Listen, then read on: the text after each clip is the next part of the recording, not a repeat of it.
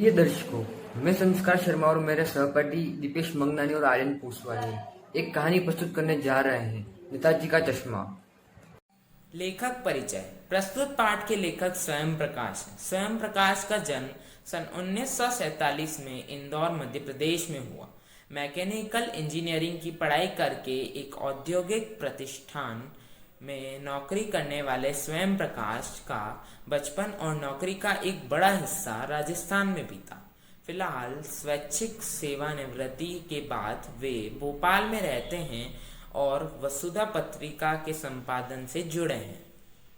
8वें दशक में उभरे स्वयं प्रकाश आज समकालीन कहानी के महत्वपूर्ण हस्ताक्षर हैं। उनके 13 कहानी संग्रह प्रकाशित हो चुके हैं, जिनमें से सूरज कब निकलेगा, आएंगे अच्छे दिन भी, आदमी जाट का आदमी और संधान उल्लेखनीय है। उनके बीच में विनय और ईंधन उपन्यास चर्चित रहे हैं। उनके पहल सम्मान बनमाली पुरस्कार, राजस्थान साहित्य अकादमी पुरस्कार आदि पुरस्कारों से पुरस्कृत किया जा चुका है।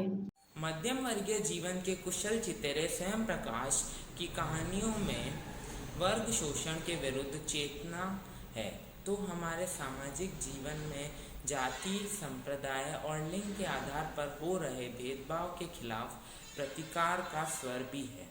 रोचक किस्सेगोई शैली में लिखी गई उनकी कहानियाँ हिंदी की वाचिक परंपरा को समृद्ध करती हैं।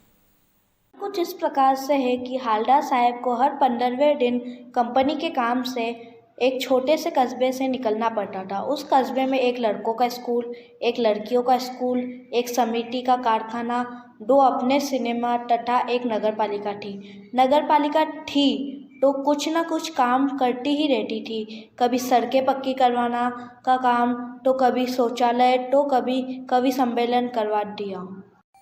एक बार नगरपालिका के एक उत्साही अधिकारी ने मुख्य बाजार के चौराहा पर सुभाष चंद्र बोस की संगमरमर की मूर्ति लगवा दी।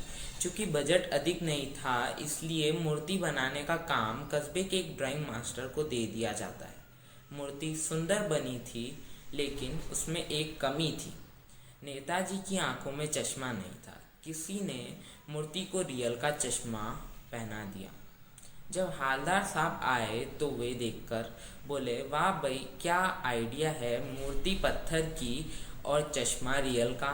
दूसरी बार जब वे आए तो उन्होंने मूर्ति पान वाले से पूछ ही लिया कि बार बार नेताजी का चश्मा बदल कैसे जाता है।